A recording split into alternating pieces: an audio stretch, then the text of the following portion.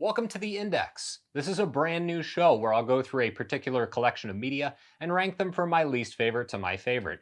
It could be a book series, a TV series, or a movie trilogy. For my debut show, I'll be tackling the most profitable film saga of all time. Before we get into it, click on that red subscribe button and the notification bell. That way you know whenever I post a new video. The Marvel Cinematic Universe is one of the greatest achievements in film history. The first chunk of films that we've gotten so far, which is appropriately called the Infinity Saga, has hauled in a completely absurd $22.5 billion on a combined budget of approximately $4.5 billion. For comparison's sake, the 9 mainline Star Wars films, in addition to Rogue One and Solo, have pulled in $10 billion. So yeah, the MCU is a very big deal. While the quality of some of the films is a little suspect, most of them are either good, very good, or awesome. Today, I'm going to rank all 23 of these movies. Keep in mind, I'm not looking at box office totals or critic scores on Rotten Tomatoes. I also won't be talking about any of the streaming shows, TV shows, or anything outside of the Infinity Saga films. Obviously, I'm going to be spoiling major plot points for every single one of these movies. Cool? Let's go. In the same way the MCU is divided up into phases, I'm going to do the same thing with this video. But in this instance, I'm separating them by quality. Phase 1, the garbage. These movies are all pretty bad and very close to being unwatchable. They certainly contribute critical elements to the lore, but that doesn't make them any good. Number 23, Thor: The Dark World. An awful movie in nearly every way. It lacks both the heart of the original movie and the humor of its fantastic sequel. Alan Taylor, who cut his teeth directing episodes of Deadwood, Mad Men, and Game of Thrones, seems completely overwhelmed by the material. All of the jokes fall flat, the CGI is like meh at best, the villains are devoid of anything resembling personality, and Chris Hemsworth seems legitimately bored to be there. Womp womp. If you like bad movies that aren't the so bad it's good variety, Thor: The Dark World is here for your viewing pleasure. Number 22. Captain Marvel. This was one of the movies I was the most excited to see, and I couldn't have been more disappointed with the result. Brie Larson's Academy Award would give you the impression that she's capable of being a great actress, but it seems like the team actually making the film wanted her to be as boring as humanly possible. It also doesn't help that the film has some gaping plot holes, a cat that the filmmakers thought was far more clever than it actually was, and an explanation for Nick Fury's eye injury that made me actually laugh out loud in the theater. That's not a compliment, and this movie was not intended to be a comedy. It also tries way too hard to be a movie for the girls, when Black Widow has been a shining example of a strong female character since her introduction in Iron Man 2. Because this movie is set in the 90s and 90s nostalgia is in my wheelhouse, I was the target demographic for this film. Too bad it's completely undone by a bad script, bad action, and lackluster performances. Number 21. Iron Man 2. When this film was released into theaters in 2010, I was kind of having a rough year. This movie certainly didn't help, and I remember thinking that maybe this whole Marvel MCU universe thing really wasn't going to work. Director Jon Favreau had hit a home run with the first movie, but all the things that we loved about Iron Man kind of fell apart here. Tony clearly has a drinking problem, which is appropriate to the comics, but that gets dropped after this movie. Mickey Rourke is the bad guy with a bad Russian accent, and his personality amounts to he has a bird. We did get Scarlett Johansson, Sam Rockwell, and Elon Musk though. Phase 2, barely watchable. These films aren't that awful, but they're certainly not good. I have no desire to watch any of them again, hence the title. There's actually only 2 of them on the list, so let's get this out of the way. Number 20, Avengers: Age of Ultron. This is a film that I was actually fairly excited for. I liked but didn't love the first Avengers, and had hoped that Joss Whedon had created higher stakes and a less predictable movie experience. James Spader was also a very inspired casting choice for the villain. Sadly, the movie just kind of drags and very much feels like people just doing what they need to do to get it out of the way. We did get introduced to Andy Serkis and a very weird dream sequence with Thor that I don't really still understand. Spader actually made a very compelling Ultron, but when he finally fights the Avengers at the end, they just laser beam him to death and then walk away. Paul Bettany's Vision also makes his first appearance here, and he's extremely overpowered. Number 19, Black Panther. Okay, you're probably gonna yell at me for this one, but Brian, Black Panther made all this money, blah, blah. Yeah, it did, and the ending fight was dumb. The CGI was mediocre, and there are plot holes that Optimus Prime could drive through. It was formulaic to a T, and really wasn't the groundbreaking film for black superheroes that everyone seems to think. Y'all seem to have forgotten about my guy over here. Major kudos to the performances by Chadwick Boseman, RIP, and Michael B. Jordan. They were both awesome, despite the fact that they were acting from a poorly written script they did manage to carry all of their scenes. I thought this film was actually kind of okay upon first viewing, but the major flaws tend to really stand out the second time you watch it. At least we got to see a completely unhinged Andy Serkis, so that's a silver lining. Phase 3. Pretty good. You can make an argument that some of these films should be further up or down on the list, but here are the movies that I think are pretty good. My first film up is definitely going to make somebody mad. Number 18, The Incredible Hulk.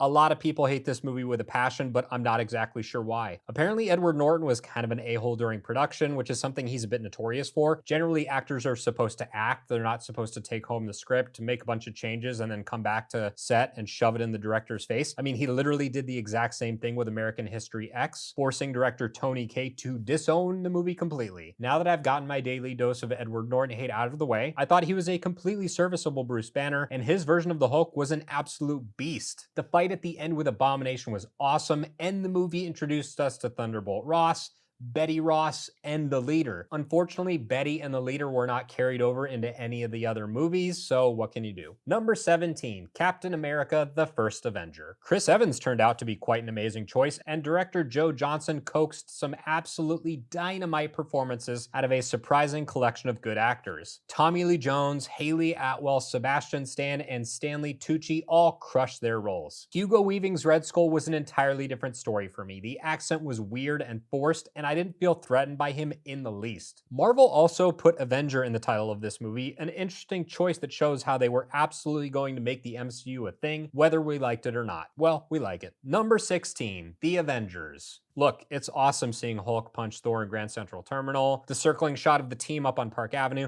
There's a ton to like about this movie. It's very Joss Whedon in its writing, the characters are all true to form, and everyone seems to be having a ton of fun. My theater completely erupted when Hulk wiped the floor with Loki, and this movie is a total crowd pleaser. It never quite reaches the same heights as the movies I'm going to talk about later, but the impact it had on the MCU cannot be overstated. It also made a gajillion dollars, and the shawarma scene at the end is comedy gold. Fun fact, for that scene, Chris Evans had to wear a face prosthetic to hide the beard he was growing out for Snowpiercer. Number 15, Thor. A lot of people hate this movie, but I enjoyed it more than most. For me, this was Loki at his absolute best. His hatred for his father and brother are on full display, and while Thor's redemption arc was extremely predictable, I dug it. This was also one of the earlier MCU films, and we got a bunch of nice character beats that compensate for the film's slower pace. Director Kenneth Branagh's experience with Shakespeare bleeds into all aspects of the film, and I like that. Another fun fact, at the beginning of Infinity War, when Thanos' ship is attacking the Asgardian ship, the voiceover is Kenneth Branagh, who directed Thor.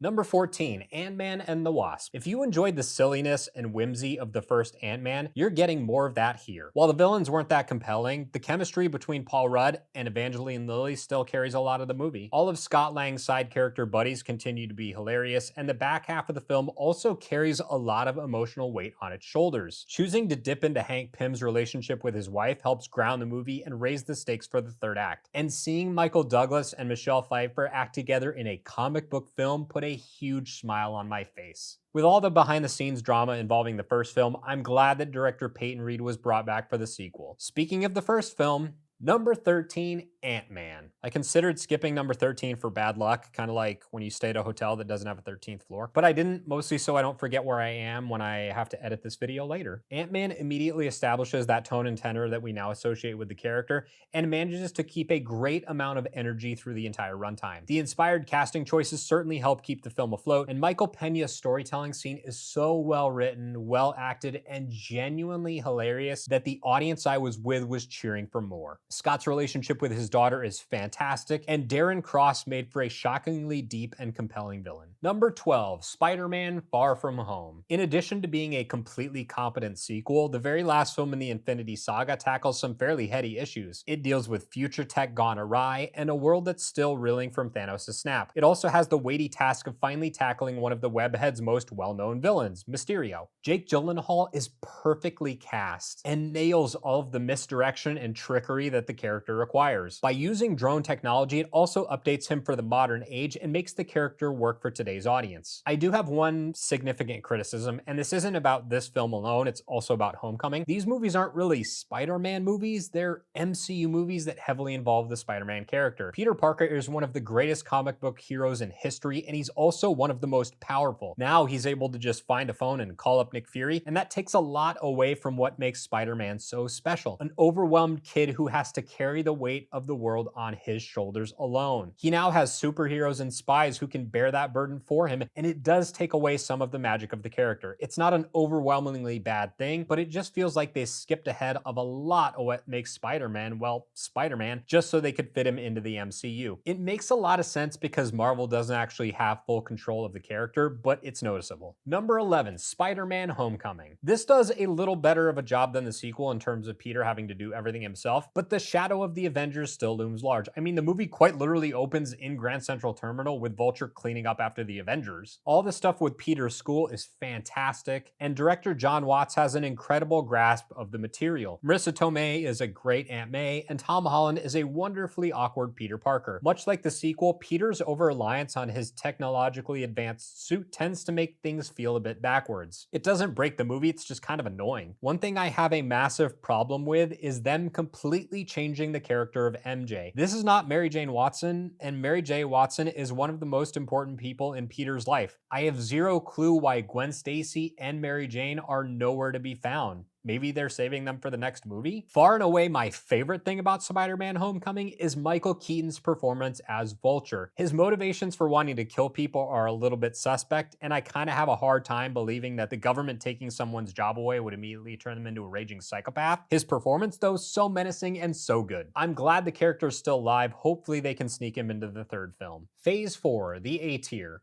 This is the point where we start getting into the really good stuff. These are the films that I have few gripes with, and all these movies are awesome. When I think of great MCU films, this is where I start. Let's go. Number 10, Iron Man 3. Let me get this out of the way. When Ben Kingsley's character Trevor was revealed to be the actor pretending to be Mandarin, I was not happy. I started to shake my head in the theater and actually mumbled some curse words to myself. What are they doing? Where's the Mandarin? Yo, where is he? It took me probably 10 minutes to get over it, but I still hated the decision. A part of me still hates the decision, but I understand why they did it, and it does make sense in the context of the story they wanted to tell. As for the rest of the movie, loved it. Guy Pearce is the bad guy, loved it. The demons we make coming back to haunt us, love it. The insane sequence where Tony's Malibu mansion is destroyed by helicopter rockets and dropped into the ocean, loved it. All the stuff with Iron Patriot, loved it. Tony spending very little time wearing the Iron Man suit, I love that too. Shane Black did a fantastic job directing Iron Man 3. It's a great movie, don't let anyone tell you otherwise. Number 9, Doctor Strange. Benedict Cumberbatch was born to be in the MCU, and this is the part he was born to play. While all of the actors in the universe fit their parts, I think Cumberbatch is the most inspired casting choice, second only to Robert Downey Jr. Director Scott Derrickson was also perfect for this film, and Marvel's decision to pick a director known for horror films turned out to be the right move too. Its slightly offbeat exploration of the supernatural proves that Doctor Strange really does belong. His character arc very much mimics Iron Man's. Tony embraces the technology aspects of being a superhero, and Strange embraces the supernatural. They're both arrogant jerks that have to go through a humbling experience. It makes sense that they clash a bit when they finally meet in Infinity War, since they're both mirror images of one another. Tilda Swinton's performance as the Ancient One and Mads Mikkelsen's portrayal of Caecilius are both picture perfect, and everything about this movie is just awesome. We're also getting Sam Raimi directing the sequel, and I cannot wait for it. Number 8, Guardians of the Galaxy, Volume 2. The first Guardians of the Galaxy struck gold, something not a lot of people saw coming. Marvel's decision to give James Gunn the keys to an entire franchise turned out to be a wise move, and he proved himself with a sequel that's just as funny and just as heartwarming as the first film. All the jokes land, all the gags are clever, and the cast continues to prove that Marvel made the right call. We also get Kurt Russell as the villain, and putting Kurt Russell in your movie is a lot like putting vanilla ice cream on a brownie. It makes something great even better. The only reason it's not higher on the list is that the first movie came out of nowhere. That's a magic you simply cannot cannot recapture no matter how hard you try. I enjoy the emotional beats of the first movie slightly more too, but maybe that's just my personal preference. Number 7, Iron Man. This movie came out of nowhere in 2008, and I remember being blown away. Jeff Bridges' performance as Obadiah Stane is awesome, even if the character itself is a bit over the top, and his very quick turn into Ironmonger is rushed and silly. Everything else about this movie is incredible. Tony's introduction, his relationship with Pepper and Rhodes, the creation of the suits, all of these things make one of the very best comic book origin stories ever put to film. This is the definitive starting point for the entire thing, and watching Tony spend so much of the movie getting a heavy dose of that humble pie does wonders for his growth and transformation. The death of Yinsen in the cave still brings tears to my eyes, and that is the moment that Iron Man, and by extension the Avengers, were truly born. Marvel Studios took a huge chance casting Robert Downey Jr. for this part, and it paid off in spades. It's appropriate and moving that the entire Infinity War saga starts and ends with Iron Man. Number 6, Guardians of the Galaxy. In the same way that Iron Man came out of nowhere, James Gunn's huge ensemble space comedy action movie masterpiece did the same thing. With Chris Pratt's goofy half-human Star-Lord leading the way and a heavy layer of emotional gravity permeating the whole affair, Guardians of the Galaxy is both one of the funniest movies in the MCU and one of the funniest movies ever made. We all held our breaths when we walked into a theater to see a film about characters we knew nothing about, and we were all treated to a movie and universe teeming with life, energy, laughter, and fun. Lee Pace's performance as Ronan the Accuser brings just the right amount of menace, and working Thanos into the film shows the audience just enough of a connection into the greater MCU. The fact that this movie barely even shows Earth as well turns out to be a savvy move because it cements the Guardians as their own thing, mostly separate from the MCU, but ever so slightly connected. That makes the payoff that much greater in the later films. What an unexpected surprise this one turned out to be. Number 5, Thor Ragnarok. Director Taika Waititi created the funniest film in the entire MCU in 2017. While it's certainly got its fair share of butt-kicking, hammer-tossing, and Hulk-punching, make no mistake about it, this movie is a comedy above all else, and what a comedy it is. The chemistry between Thor and Hulk is amazing, Anthony Hopkins makes good use of his short screen time, Tom Hiddleston continues to impress as Loki, and it's impossible to walk away from this film without a smile on your face. A handful of incredible contributing characters like Valkyrie and Korg keep the laughs coming the entire time. Cate Blanchett kills everyone as the goddess of death Hela, and of course, it's impossible to talk about Thor Ragnarok without discussing the man himself, Jeff Goldblum. His Grandmaster appears to be completely ad-libbing, and you can tell that Goldblum is having a ton of fun hamming things up. While the transition from the ending of this film to the beginning of Infinity War is depressing, this movie does everything right from top to bottom. Phase 5, The Varsity Team. Now it's time to talk about my top 4 favorite films in the entire MCU. These movies aren't just great comic book movies, they are great movies filled with all the humor and joy you've come to expect, but with a monumental sense of scale and the emotional weight to match it. Number 4, Captain America: Civil War. The second film, directed by Joe and Anthony Russo, proves that they are no fluke. It introduces us to Spider-Man and Black Panther, deals with the tragic passing of Peggy Carter, and turns the entire team of Avengers against each other. While Helmut Zero is technically the villain, the real antagonists are Steve Rogers and Tony Stark, two men who are forced into an absolutely brutal physical confrontation which almost kills them both. Rogers' steadfast defense of his best friend and Stark's burning desire to protect the planet at all costs destroys the Avengers from the inside out. Zemo succeeded where Ultron failed, and the film is willing to dive into some pretty thought-provoking territory as the Avengers have to personally confront the collateral damage they've spent years causing. While this is technically the third Captain America movie, it's much more like a prelude to Infinity War. The characters all still have great chemistry, and the action is as epic and disastrous as you would expect. It also contains one of the MCU's best twists, as Captain America is forced to defend the assassin who murdered Tony Stark's parents. This is a big movie that's driven by relationships, which is exactly how it should be. Number 3, Avengers: Infinity War. This movie opens up right as Thor Ragnarok ends, with the mighty Thanos assaulting the civilian craft and beating Thor to a pulp. He then threatens to murder Thor in front of his brother, beats up the Hulk with his bare hands before body slamming him out cold,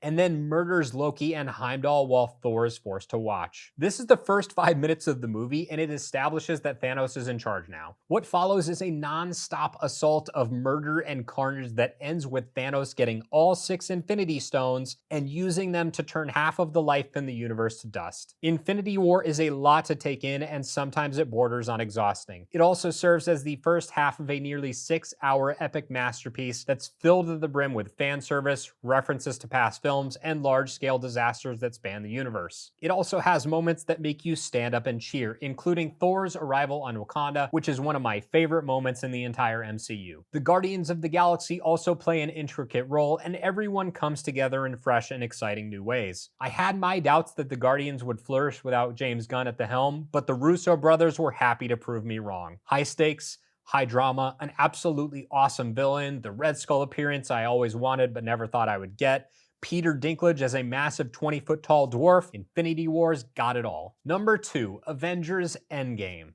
This is it, the finale we always wanted. This movie is without a doubt the biggest, most beautiful possible love letter to every single person that's taken the time to watch a Marvel movie. The entire first act wisely shows us how all the surviving Avengers are dealing with the loss of their family and friends. Some move on, some don't. Some put on 60 pounds of weight and spend all day playing Fortnite and drinking every beer they can find. Everything here, the time traveling back to 2012, Tony Stark's snap, all of it's designed to tug at your heartstrings and fill you with a sense of nostalgia. Even the end credits proudly display the handwritten signatures of the original Avengers, culminating with Robert Downey Jr. Because they've left everything out on the table, Endgame doesn't even have the traditional stinger at the end of the credits. The climactic film of the Infinity Saga is the crowning achievement of 11 years of forward thinking, millions of hours of labor worked by 23 different film crews, actors, contractors, marketers, studio executives, writers, and producers. You're talking about work that cannot even be quantified at this point. All of that effort points directly to the appropriately titled Endgame. The film even illustrates this perfectly with Tony Stark's funeral service, showing us nearly the entire surviving cast from all of the movies, even including the kid from Iron Man 3. When all of the characters start walking out of the portals to back up a beaten and defeated Steve Rogers, you know that Marvel has nothing left to give. We're certainly getting more Marvel movies, but judging by the end of this film, that's a tough sell. You'll never find a more comprehensive, wonderful closing chapter, and Avengers Endgame rightly deserves its spot as the world's box office champion. Number 1, Captain America, the Winter Soldier.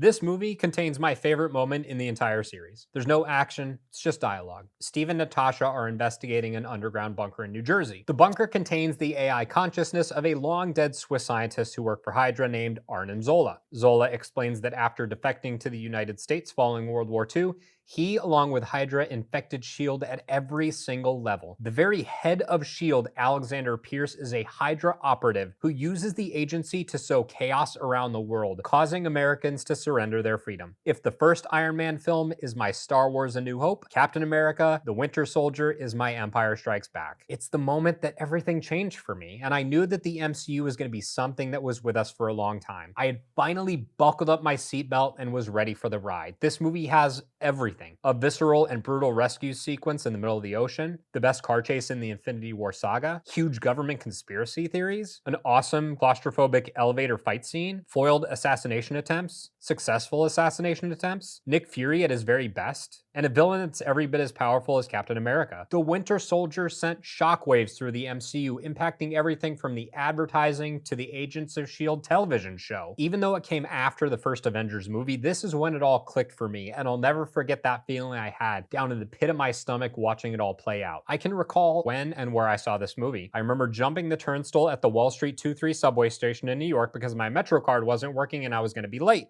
This is frowned upon, don't ever do it. I made it to the Upper West Side just in time and saw it with my buddy Rich.